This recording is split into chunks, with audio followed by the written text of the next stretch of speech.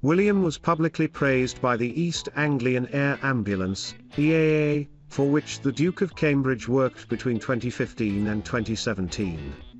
The organisation wrote on Twitter, "ER would like to thank HRH the Duke of Cambridge for promoting the importance of speaking openly about mental health issues. A number of important initiatives were launched last week for emergency service workers to support mental health."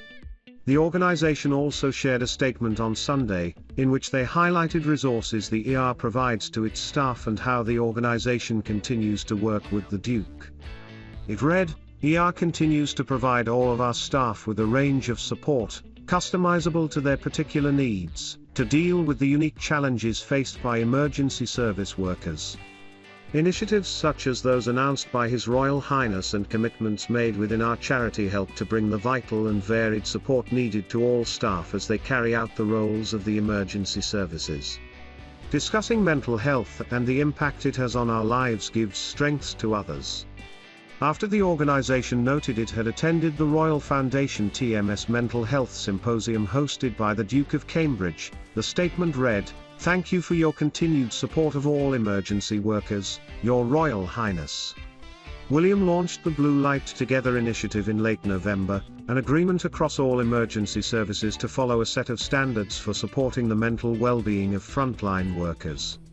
At the event, the Duke could speak about his own personal experience when it comes to how demanding and stressful the job of emergency responders is, having worked as a member of the RAF Search and Rescue and at the East Anglia Air Ambulance. Speaking in front of 200 frontline workers, he said, "I often think about my time working for RAF Search and Rescue and the East Anglia Air Ambulance. I remember the pressure of attending calls in the most stressful conditions, sometimes with tragic conclusions. I remember the sense of solidarity with my team, pulling together to do the best we could and sharing the weight of responsibility. I also remember returning home with the stresses and strains of the day weighing on my mind, and wanting to avoid burdening my family with what I had seen."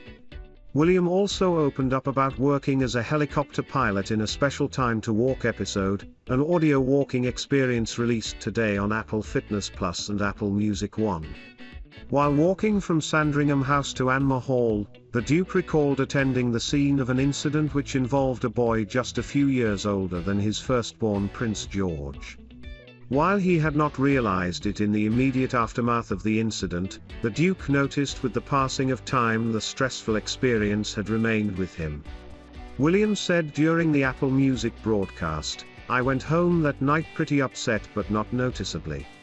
I wasn't in tears, but inside, I felt something had changed. I felt a real tension inside of me. It really hit me weeks later.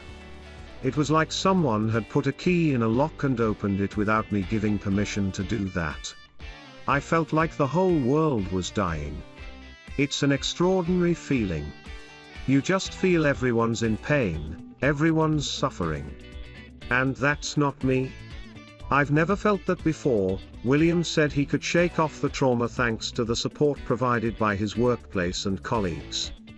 Opening up on how he moved on, he said, "I started to realize that, actually, you're taking home people's trauma, people's sadness, and it's affecting you. I was lucky enough that I had someone to talk to at work in the air ambulance because mental health where I was working was very important. Talking about those jobs definitely helped, sharing them with the team, and ultimately, in one case, meeting the family and the patient involved who made a recovery, albeit not a full recovery, but made a recovery." William has also shown his support for frontline workers during the pandemic. In April last year, at the peak of the first COVID infection wave, the Duke supported the launch of the 24/7 platform Our Frontline, which provides confidential help to key workers. Princess Beatrice and her husband Edoardo Mopelli Mozzi welcomed baby Sienna Elizabeth on September 19th. The couple had been living in St. James's Palace since their wedding in July 2020 but reportedly relocated to the Cotswolds, shortly after the birth of their daughter. The eldest daughter of the Duke and Duchess of York will not only be able to count more privacy but also on the several relatives living nearby.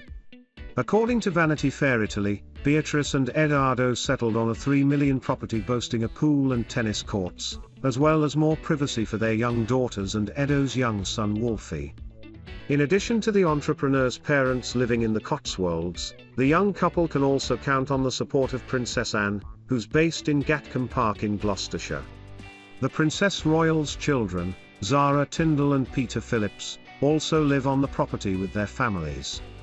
Prince Charles can also be found escaping to Gloucestershire with Camilla, the Duchess of Cornwall, to his beloved Highgrove, in Tetbury. Princess Beatrice, while not a working member of the royal family, is very active in supporting her charities and could maintain St. James's Palace as her official working residence. She would not be the first member of the royal family to hold multiple residences.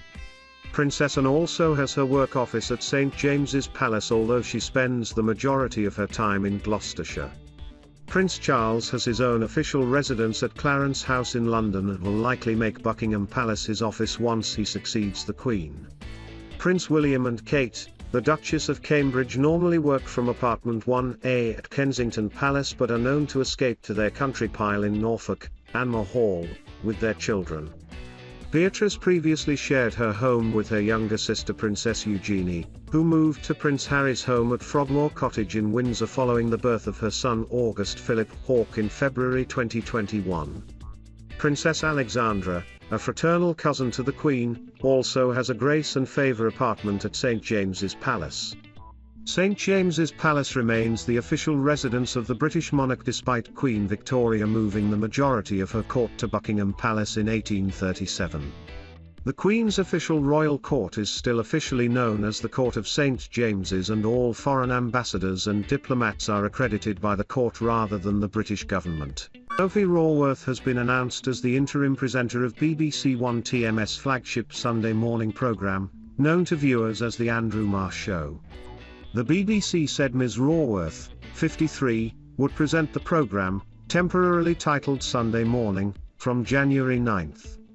The news follows Mr. Marr TMS' recent announcement that he is leaving the BBC after more than 2 decades. Mr. Marr is leaving the broadcaster to present a show on LBC and become the New Statesman's chief political commentator.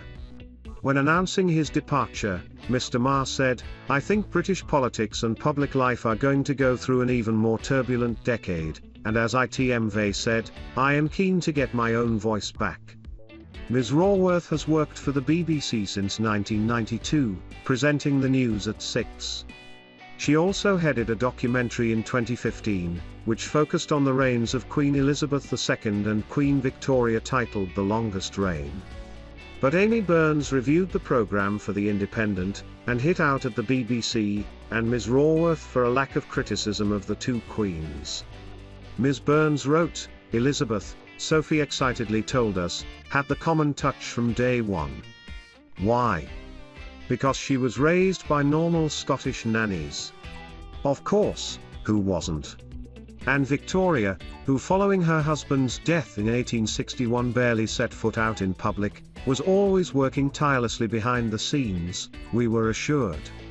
If ever there was a family with a Hollywood history, it's this one. But the BBC did its damned finest to cover it up. Not one mention was given to the multiple assassination attempts that Victoria survived. And while it was nice to see Sophie dutifully following an impeccably turned out Elizabeth around on her state duties, from a polite distance, of course, I wanted to hear more about her renegade uncle, Edward VIII, who dramatically abdicated so he could marry the American divorce copyright E. Wallace Simpson." Ms. Burns added that Ms. Raworth was sycophantic to the royals during the documentary, and the stories were presented in such a smug, one-sided manner, glossing over great swathes of history in the process, it was close to unbearable viewing. In 2015, Ms. Raworth spoke to Royal Central, discussing the monarchy. Asked what her favourite royal story to cover was during her career, she said Prince William and Kate's wedding in 2011. Ms. Raworth said, "ITMV covered many now in my years at the BBC, from the Queen Mother TMS funeral to the Queen TMS Golden and Diamond Jubilees, as well as the Children TMS party at the Palace and the Queen TMS 80th birthday celebrations. It's hard to single out one, but I think the wedding of the Duke and Duchess of Cambridge is one of the most memorable. I was in a studio opposite the entrance to Westminster Abbey, with a bird's eye view of the events. The crowds were incredible. Around 20 million people were tuned in that day, as well as much more around the world. Hugh Edwards and I were allowed into the Abbey the day before to watch the preparations. I'll never forget the scent in the Abbey from all the flowers and the trees that had been brought in there. Ms. Raworth was also asked to compare Queen Elizabeth II and Queen Victoria's reigns, focusing on the challenges they faced. She said, "Both Queen Victoria and Queen Elizabeth have reigned through quite different periods of remarkable change.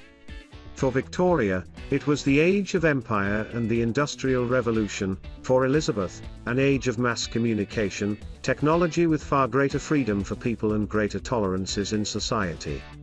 Queen Elizabeth is also a monarch who has been able to travel extensively, in sharp contrast to Victoria, who was the figurehead of an empire, and Empress of India, which she didn't visit."